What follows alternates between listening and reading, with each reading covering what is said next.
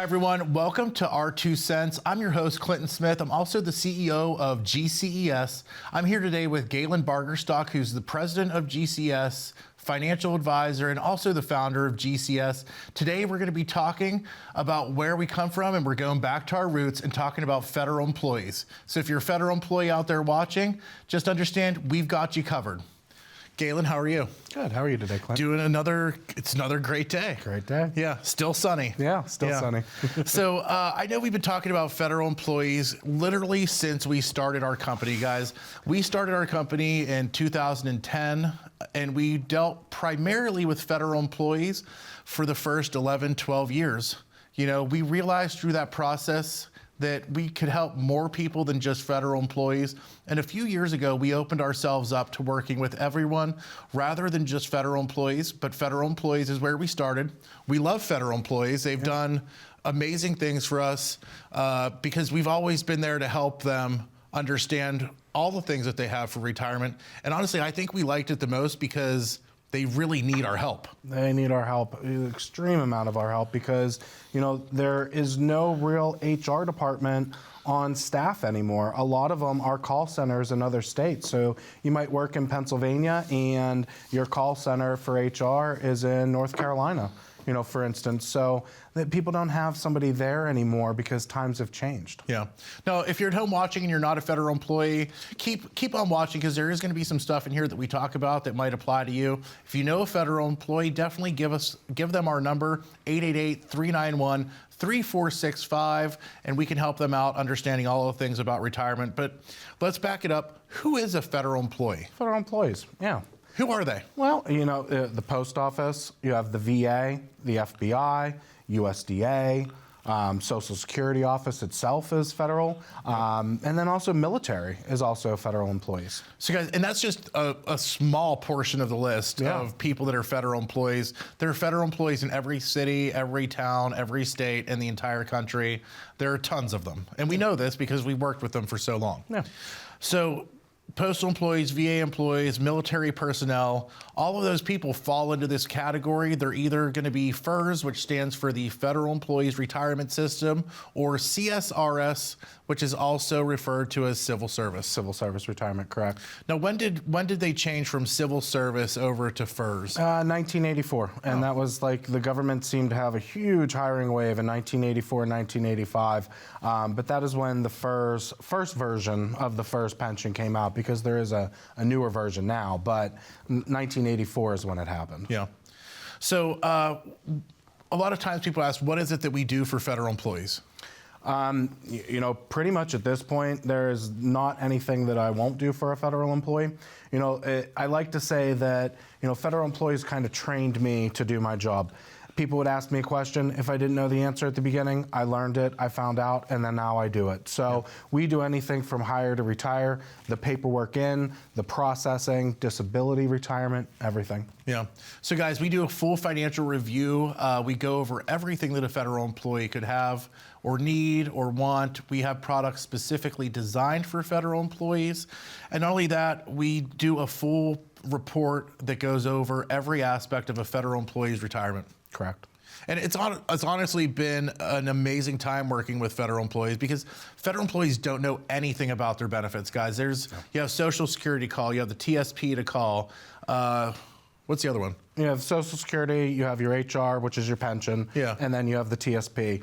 And all three of those departments don't talk to each other. Yeah. So you can't call the TSP and ask them a Social Security question, and you can't call Social Security and ask them about your pension. So there's just a lot of moving parts inside of a federal pension that you kind of need a financial advisor. And they all have different dates and times and regulations and rules. Salaries and, beneficiaries, different families. I mean, everything's different for every single person. Yeah.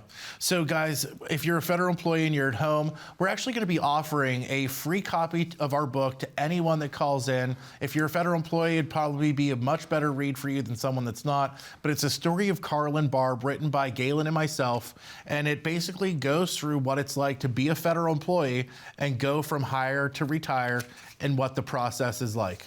It's a fun book. There's cartoons in it. and it's a good read. It's not like, we're going to talk about life insurance for 28 minutes and 30 seconds. No, I think that we made it appropriate. So I think that you're going to learn some things whenever you read it, but you're also, it's engaging. It's a family scenario. We kind of made it fun. You laugh, you might cry, we added everything in there. Ultimately, federal employees, their number one question. Yep. When can I retire? When can I retire? And most of them want to retire as soon as possible, as fast as they can. It's just normal. Yeah. No one, and let's be honest, no one has ever, there are a few people that love working at the post office, right? But there are a lot of people that we've met with that have waited until they're ready for retirement to actually start planning their retirement. Yeah. And that's a huge bad thing to do. It's a normal thing to do. It is bad. There's pros and cons to waiting. Mostly cons. But, What's a pro to waiting? A pro to waiting? Yeah, what's a pro to waiting until the last minute to plan your retirement? Well, what if you have only been there for a couple years and there's no retirement? A lot of times in the federal market, a lot of times employees that won't be their primary position that they worked for the government from 30s, 40s. Maybe they got hired in at 58 and they can't retire right away. There's pro and con to anything, Clinton. Okay, any way you want to spin it, you can spin it. But guys, there's more cons to waiting than there are pros, like of course. 1,000 more. Yeah. So, not only do we help them retire, but we also understand all of the forms that they need to retire. There are so many different forms, but the big one that comes at the very end is the retirement book. Yeah, it's the retirement book. It's about an inch and a half thick. People used to refer to it as the blue book, but they changed it to white, I'm assuming to save money on ink. It's now the retirement book, but people still call it the blue book. Yeah. And all of these benefits and stuff that they have were created by the government. The government. And you know that they always have our best interests at mind. No, I won't bash anything that they're trying to do. The benefits themselves are great benefits. And I think that a lot of private employers have mirrored what the federal government has tried to do for its employees. The problem is nobody educates them about what they have, so people are buying the wrong things or in the wrong election patterns. But it as a whole is a fantastic system. Well, they do a great job of giving you benefits. They just don't explain any of them to you. But at the end of the day, I really don't think that they can. If you ask them if they can meet with us, they're going to tell you no too. Exactly. So what are they left to do? Well, you have to contact a financial advisor. At the end of the day, a financial advisor is going to give you, the truth behind everything that you have and explore options available to you. Yeah. And guys, if you don't have a financial advisor, give us a call. That's what we do. We work with federal employees. There's a number here on the screen. You can literally call it 888-391-3465, and we can sit down and explain to you guys all of the things that you get for being a federal employee. And we'll be back in just a few moments.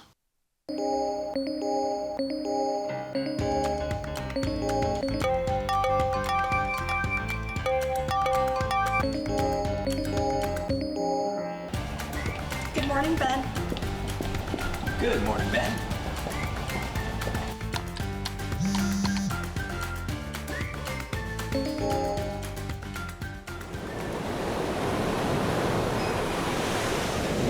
Hey, birthday party for Carol and 5. Happy birthday to you.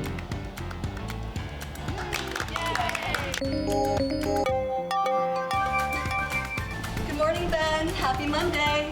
Daryl's birthday, be there every square. Happy birthday to you. As you can see from our quarterly report on slide number 62, we're trending in the right direction. All signs point to a very positive outlook for the next several years. If you peel back the onion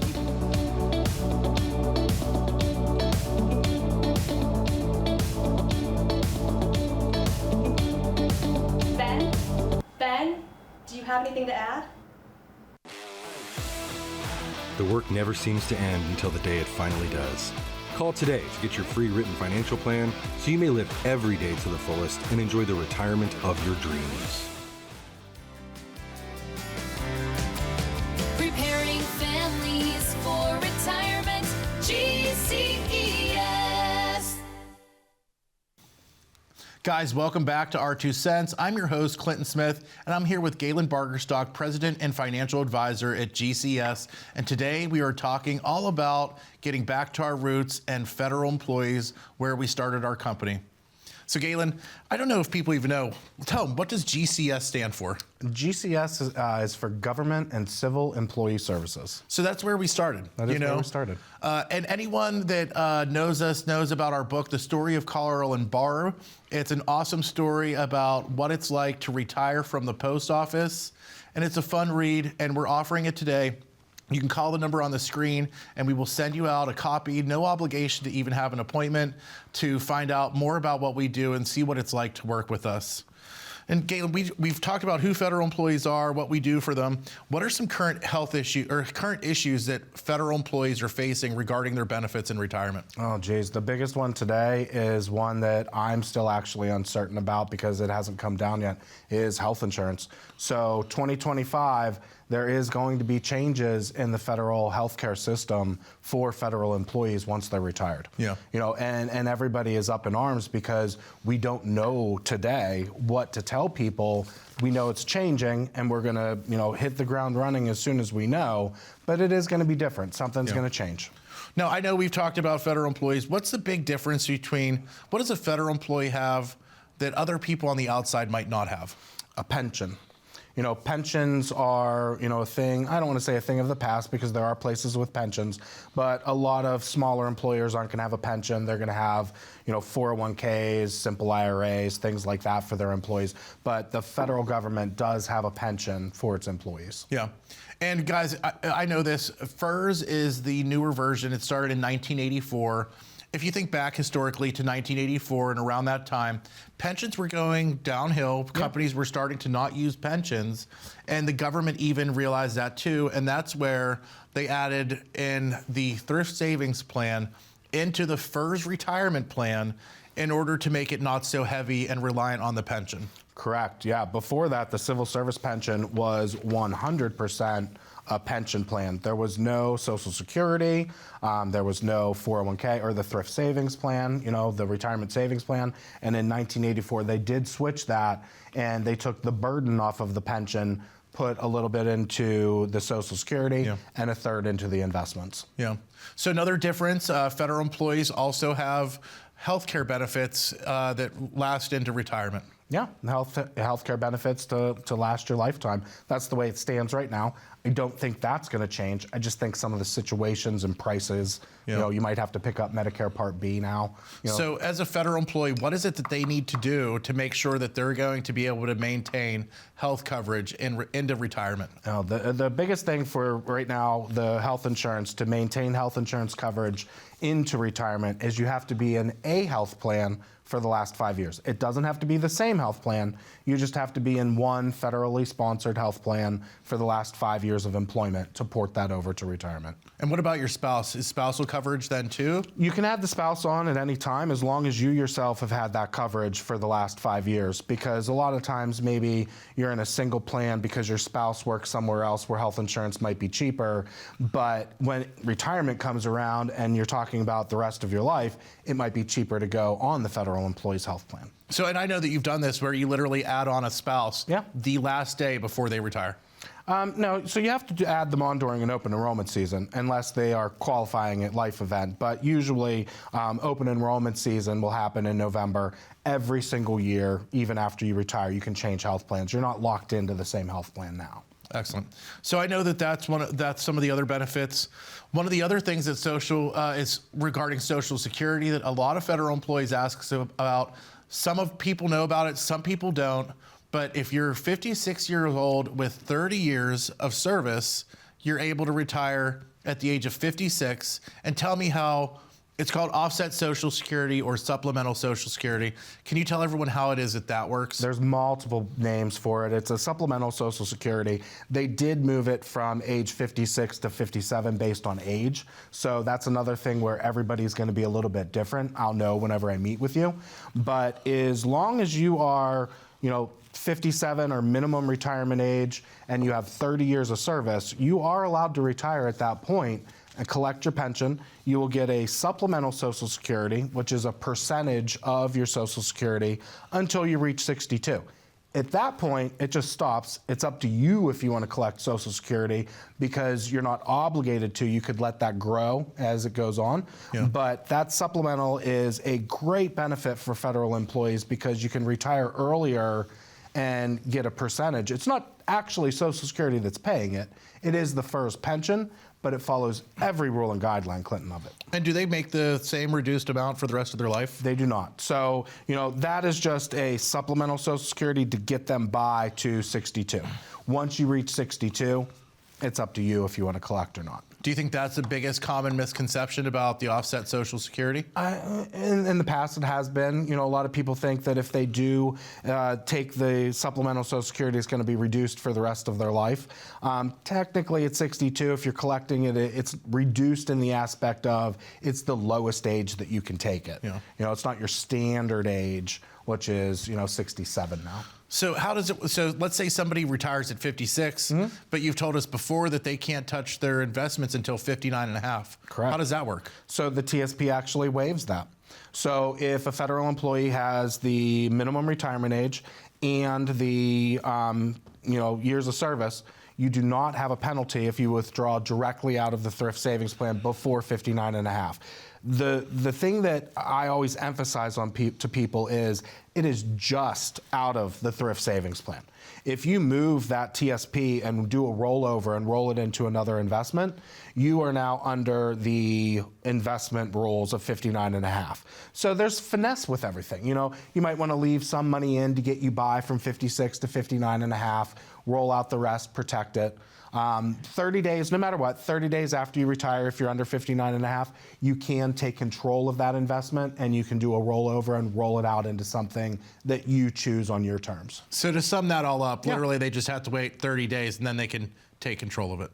Correct, as long as they're underage. But, just make sure you know that if you move it, there's a penalty if you move money directly out of that before 59 and a half. And listen, guys, can't figure that out on your own? Give us a call. Number's right on the screen, 888-391-3465.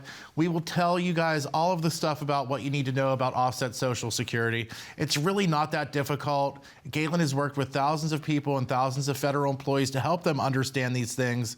And we can help you make sure that you are doing things the right way where you're not going to lose money. We'll be right back in a moment, right after this.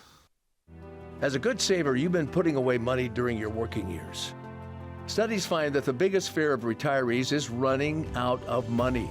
Market volatility isn't just the downward movement of stock prices, it's the size and frequency of change. The more dramatic the ups and downs, the higher the volatility. This can put savers who are newly retired or a few years away from being retired at greater risk. Today's generation of retirees is not receiving traditional pensions as our parents or grandparents did. Instead, we have retirement accounts such as 401ks or 403bs. These accounts typically expose your money to market risk. The last thing you want right before retirement is to lose a portion of the money you need for income. But how do you turn these accounts into a retirement income? Is it safe to keep all your retirement money sitting in the stock market?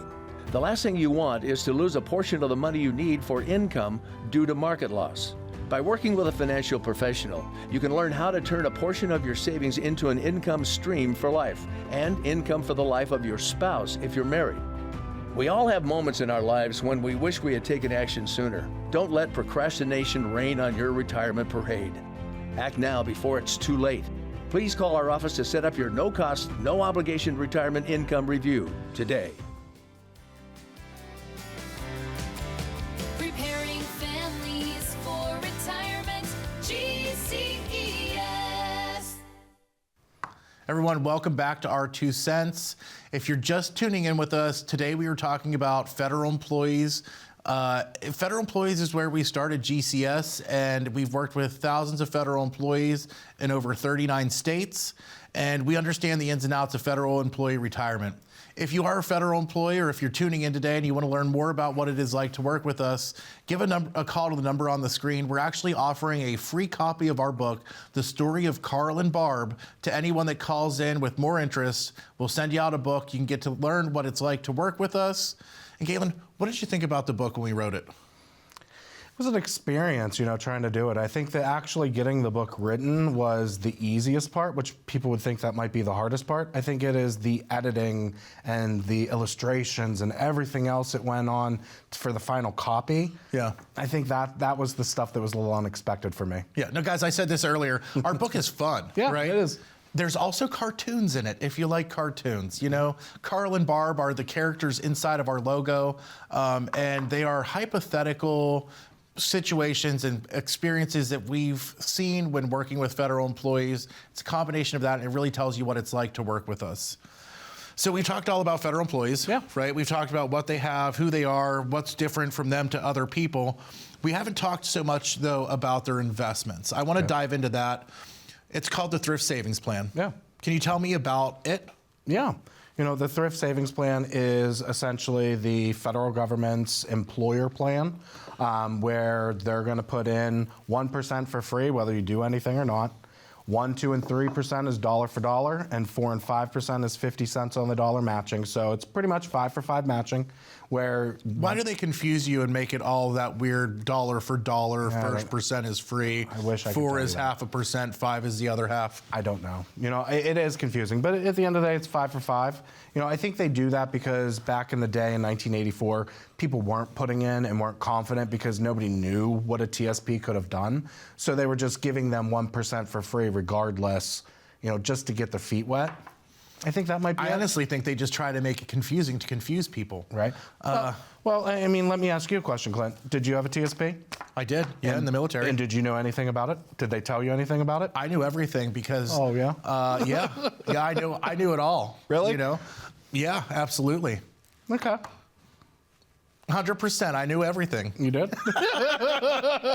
No, Right. absolutely not. I completely forgot that I even had a TSP until years after I was in the military. We started working with federal employees and we thought about it.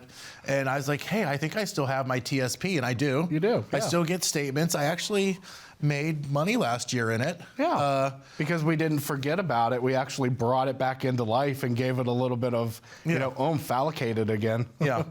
So the Thrift Savings Plan, guys, basically it is a 401k type thing for federal employees. Correct. It's an employer-sponsored plan where they're going to give you matching for investments so you can create wealth. So let's say someone is working as a federal employee. Why would they want to stay in the TSP rather than getting an investment on the outside? Like let's say that someone's cousin started being a financial advisor and they set up some kind of Some pros to it. Yeah. The pros are the expenses inside of the thrift savings plan are very cheap.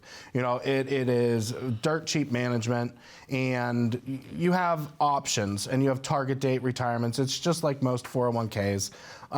Where the expenses are low, but it's really the matching. But also, if you want to do a Roth IRA, you have the ability to put money into a Roth IRA more than what you could do if you opened up an individual Roth IRA with an advisor like myself. You could just fund it a little bit more.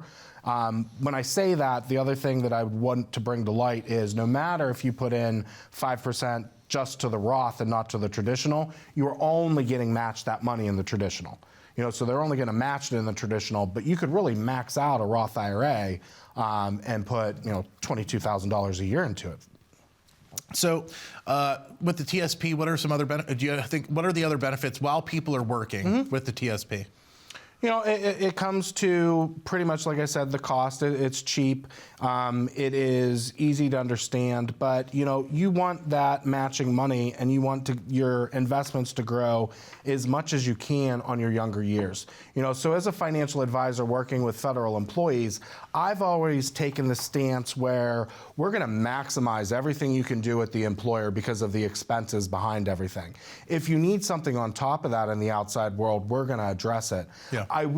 I can't tell you about the funds because, the laws are very, they don't want me advising inside of their plan.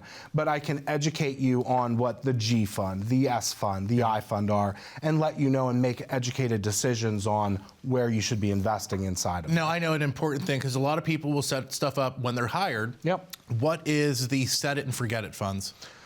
Set it and forget it funds, it really just depends on your risk tolerance. You know, the G fund, for instance, in the thrift savings plan is government bonds. You know, so it is the cash account inside of the thrift savings plan where if you put it into this account, you're not going to lose any money. Statistically, in a 10-year scenario, you're also going to not make a whole lot of money. You know, last year it did spectacular because the stock market was so bad, but now that the stock market's coming back, that return is also going to start going down. Yeah. It averages roughly a little under 2%. So I know we brought up my own TSP earlier. The reason I did make a lot of money last year was because I moved from the G fund, which it was in since I was, in my early 20s. I'm now, just a little bit past that. And I just changed the allocation in there and I made, I want to say it was 18% last year. It was like 18 or 19% because we changed it after the market dropped and did it. But, your scenario, Clinton, is just like a lot of people that were in the military. Anybody that was in the military, or if you have children that were in the military or cousins, anybody, they should contact us because they might have a thrift savings plan that, just like you, they forgot about it. And if they're in their 30s or 40s and in that G fund not making a whole lot of money, we could turn up the heat a little bit. Also do a rollover. There's a whole lot involved into it because you have to take the holistic approach once you're ex-military, not military. Yeah. So I'm sure that the TSP is also like a tight belt around the holidays. You're going to outgrow it. Yeah. To me, 59 and a half is always going to be your most important birthday.